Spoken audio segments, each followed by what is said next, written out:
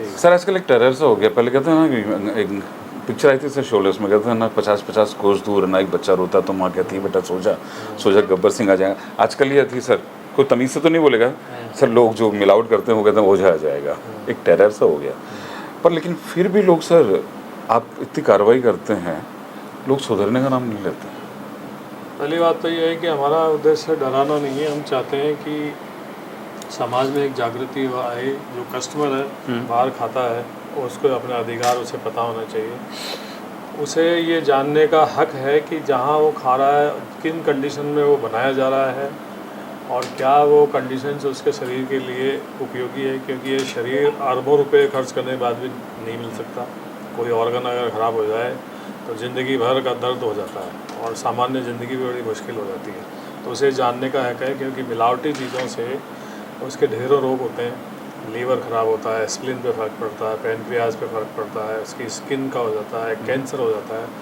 5 में से 1 आदमी को अब कैंसर हो रहा है। गैस्ट्रोएंटरोलॉजिस्ट के यहाँ पे बहुत सारे मरीज़ अब बढ़ गए। 5 जहाँ जाते थे अब 500 लोग जा रहे हैं। तो बाज़ार में ये सब जो सामान्य जन स्वास्थ्य को घातक बीमारियाँ मिल रही है, इसी कारण से मिल रही है। दूसरा, हम चाहते हैं कि जो माननीय मुख्यमंत्री जी की विशेष मंशा है, उन्हीं का ये सारा अभियान है, उन्हीं का स्वप्न है, उन्हीं की रणनीति है और उन्हीं के निर्देशों पे हमारा चिकित्सा विभाग काम कर रहा है।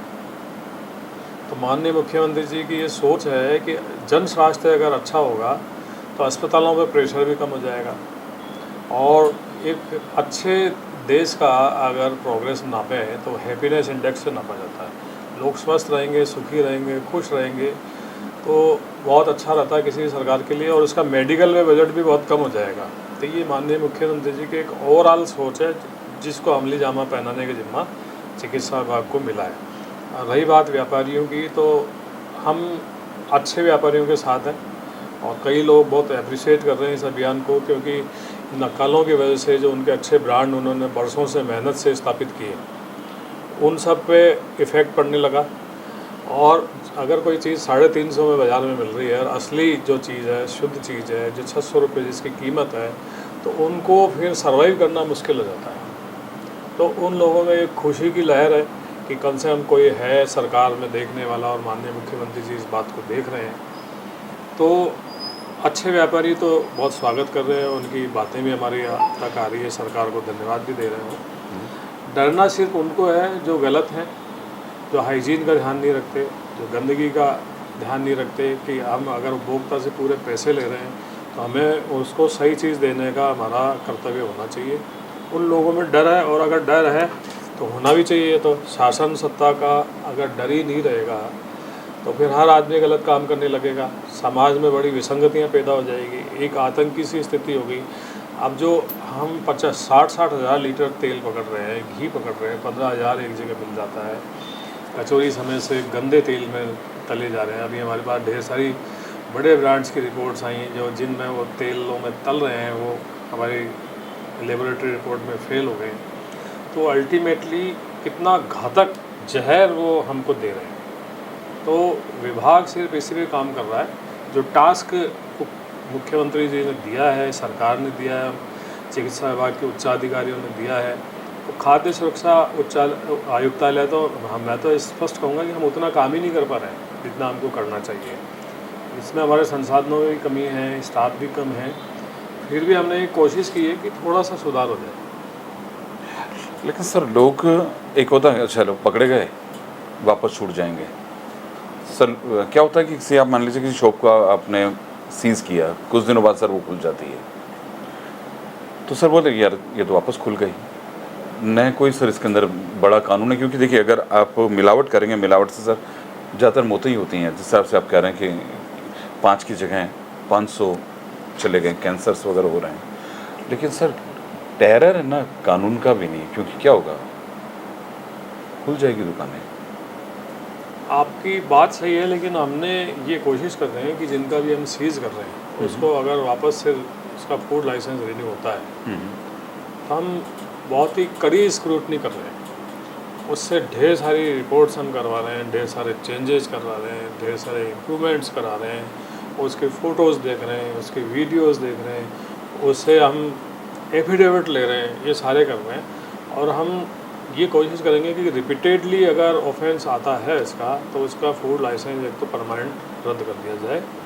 साथ ही हम कोर्ट में जो केस बना करके भेज रहे हैं, हम आगे भी ये कोशिश कर रहे हैं कि उनके हेवी पेनल्टीज इम्पोज हो और जो उनको कठोर सजाएं हो, इस पे भी हम साथ साथ में काम कर रहे हैं। यानी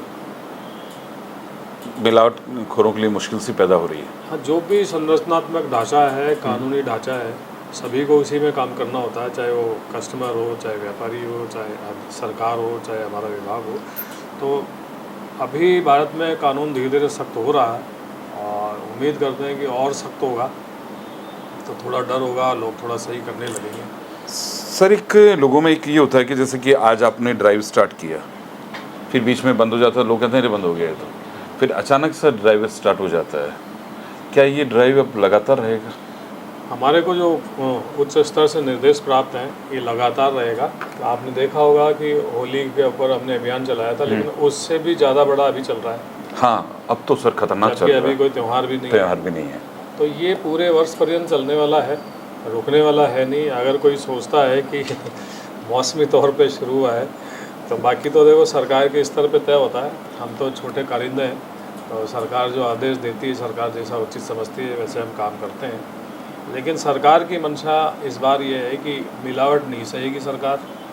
आम जन स्वास्थ्य के साथ में कोई मिलावटखोर, मुनाफाखोर अगर मिलावट करके वो फ़ायदा लेना चाहते हैं तो सरकार गंभीर है। जब तक वो मज़े कर सकते हैं, जब तक ये पकड़ में नहीं आए। जिस दिन भी वो पकड़ में आएंगे, उनकी सामाजिक प्रतिष्ठा भी खराब होगी, बहुत सारी कानूनी विसंगतियों का उनको सामना करना पड़ेगा। क्योंकि सरकार की मंशा स्पष्ट है, माननीय मुख्यमंत्री जी का और चिकित्सा विभाग के आला अधिकारियों का स्पष्ट संदेश है कि मान जाओ, सुधर जाओ, सरकार इस बार नहीं छोड़ेगी। पंकज ओझा सर ने कहा कि आप मान जाइए, सुधर जाइए, सरकार आपको नहीं छोड़ेगी, कितना भी कर लीजिए। ओझा जी आपका पीछा नहीं छोड़ेंगे? नहीं, मैं नहीं, सरकार। मैं तो एक सर एक मैं नहीं, आप बात पार्ट की नहीं करा। जहाँ भी जाते हैं ना सर, एक खबर आती है तो सर एक मैंने पहले आपसे कहा था, बात टेरर की नहीं हो रही सर, कि अब ये हो गया कि मतलब ऊपर सर जैसलमेर है, ठीक है, और नीचे इधर धौलपुर है, उधर सर सबसे ऊपर गंगानगर आ गया और इधर बांसवाड़ा। सर 800 किलोमीटर इधर, 900 किलोमीटर इधर, यानी आप कहीं भी पहुंच सकते हैं। हाँ, आपकी बात सही है। मैं अपने आप को सौभाग्यशाली मानता हूँ कि आम जन की सेवा करने का मुझे मौका मिला और सरकार ने मुझ पर भरोसा जताया। लेकिन मैं धन्यवाद देना चाहूँगा हमारे खाद्य सुरक्षा अधिकारियों का, जिन्होंने एक टीम के रूप में पूरे मनोबल के साथ काम किया। साथ ही धन्यवाद दूंगा हमारे कमिश्नर साहब का, जिन्होंने मुझ पर विश्वास किया कि नहीं करना है इसको। ऊपर से माननीय मुख्यमंत्री जी के और ACS मैडम शुभ्रा सिंह जी के निर्देश हैं। जब ये टीम बनती है ऊपर से नीचे तक, तब जाकर के ये होता है। और ये पूरी टीम ही, अगर जो भी सराहना हमको मिलती है तो हमारी पूरी टीम की है, पूरी टीम ने काम किया। और सबसे बड़ी बात, जो उच्चाधिकारी हैं हमारे कमिश्नर साहब हैं, इकबाल खान साहब, ACS है शुभ्रा मैडम, सबने सहयोग किया, सबकी भावना है। और मुख्यमंत्री जी तो खैर लगातार खुद पर्यवेक्षण कर रहे हैं। ये सारा जो भी कुछ है, ये क्रेडिट उन्हीं का है। हम तो उनकी एक टीम है जो टीम के रूप में काम कर रहे हैं। और क्योंकि मुझे खुद फील्ड में उतरना पड़ा, क्योंकि देखा कि खुद जाना ही पड़ेगा, तो इस वजह से थोड़ा सा मेरा इस तरह से चर्चा में नाम आ गया।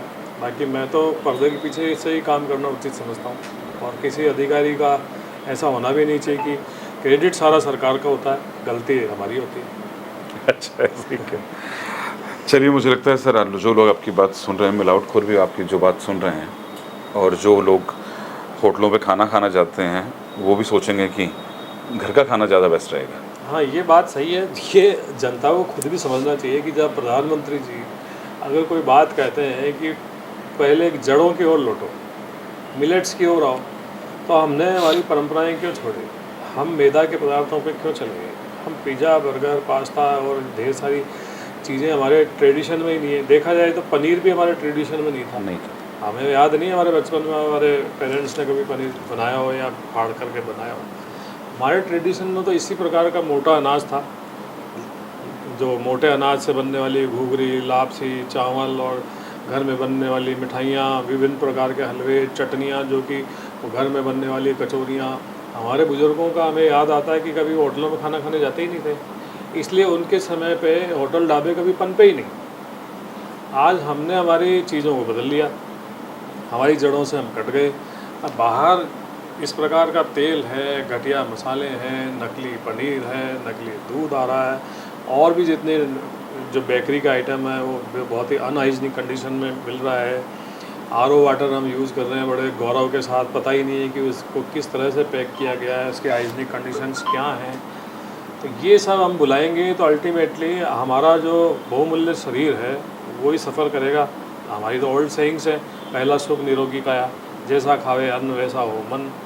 तो हम जैसा खाएंगे, जैसा करेंगे, वैसा ही होगा। हमारी घर में जो माताएं बहनें हैं, पत्नी हैं, कितने प्रेम से बनाती है, वो हर एक मसाले को, हर चीज़ को बड़े सहेज के रखती है कि कहीं ख़राब नहीं हो जाए।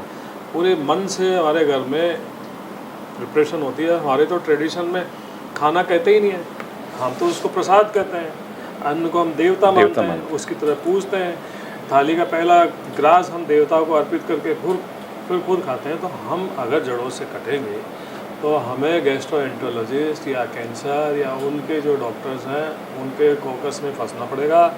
और जो आजकल जो वेंटिलेटर जो की खपत ज़्यादा बढ़ गई है, या कि ज़रूरत होने पर वेंटिलेटर उपलब्ध नहीं है, ऐसी स्थितियाँ होंगी फिर। मुझे लगता है सर जो बात आपकी सुन रहे हैं वो इस पर ध्यान ज़रूर देंगे, वापस अपने जड़ों की तरफ लौटने की कोशिश करेंगे। सर आपने हमें समय दिया उसके लिए बहुत बहुत थैंक यू।